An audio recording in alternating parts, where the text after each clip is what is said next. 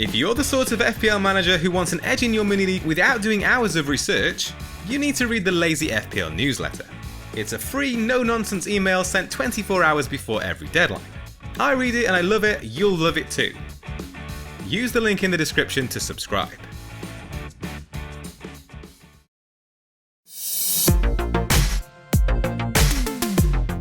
Welcome back everybody as we prepare for the return of Premier League football this weekend. Before the international break, a score of 73 points in Game Week 4 saw a red arrow down to 816k. There were no returns at all across the defence, as Andre Onana scored 0 points for a second week running. Chelsea and Brighton both ranked among the top 4 teams for expected goals conceded during the round, but failed to keep clean sheets.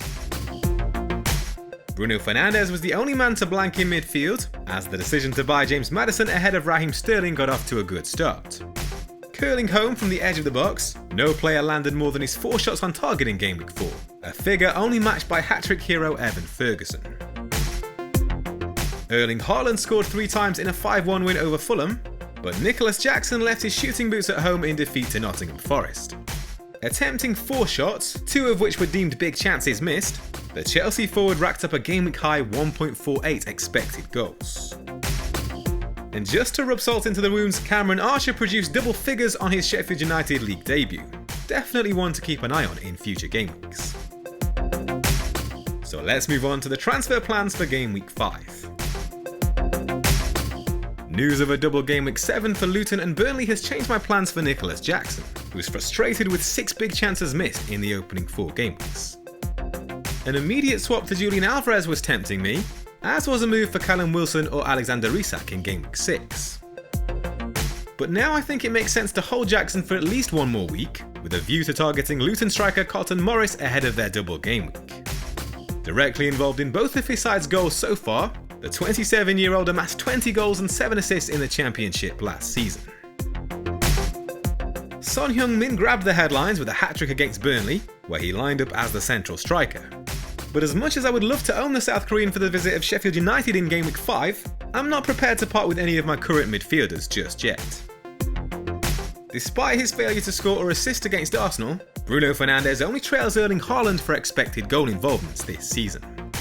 With favourable fixtures in the next 3 game weeks from an attacking perspective, my plan remains to reassess both him and Marcus Rashford on a Game Week 8 wildcard. So the plan is to save a free transfer ahead of Game Week 5, and here's how the team is set to line up. With Onana letting me down in the last couple of weeks, I'm giving Matt Turner the nod for a home fixture against Burnley. The Clarets have averaged just 1 goal per game this season, with only Luton and Everton faring worse. Nottingham Forest ranked 10th for expected goals conceded per game. Gabriel returned to the starting lineup for the win over Man United after an injury to Thomas Partey. There were concerns over the Brazilian after he was forced off while playing for his country, but he has since taken part in team training. 10 of Arsenal's 14 clean sheets last season came on the road, and they face an Everton side with the fewest goals per game this season. Ben Chilwell ranks 4th among defenders for attempted assists, while only Pervis Estupiñán can improve on his 1.4 expected assist figure. Chelsea trail only Arsenal and Man City for expected goals conceded so far. Only Luton and Everton have averaged fewer goals per game than Bournemouth. Marcus Rashford's tally of 14 shots can only be beaten by Ebere Eze among midfielders. No midfielder has taken as many as his 12 attempts inside the box. Brighton are yet to keep a clean sheet this term, and just 4 teams have allowed more than their 13 big chances conceded. Bukayo Saka trails only Pascal Gross for attempted assists this season, and only Raheem Sterling has taken more touches in the opposition penalty box.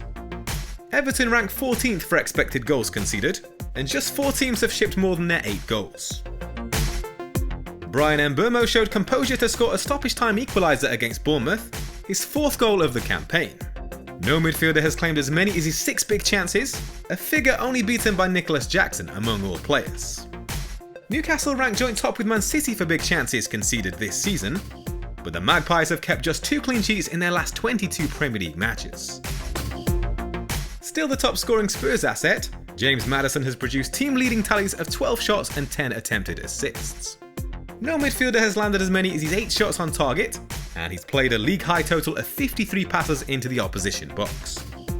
Sheffield United have conceded 9.6 expected goals this season, with only Bournemouth and Fulham faring worse. A meeting with Bournemouth presents Nicolas Jackson with the opportunity to deliver on his promising underlying numbers. The Cherries rank 19th for expected goals this season, while just 3 teams have conceded more than their 14 big chances. Only Sheffield United have faced more shots.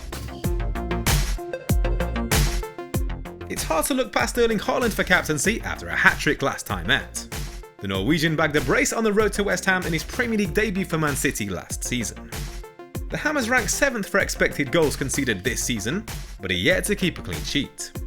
They shipped 26 goals against top 6 teams last season, an average of 2.2 per game.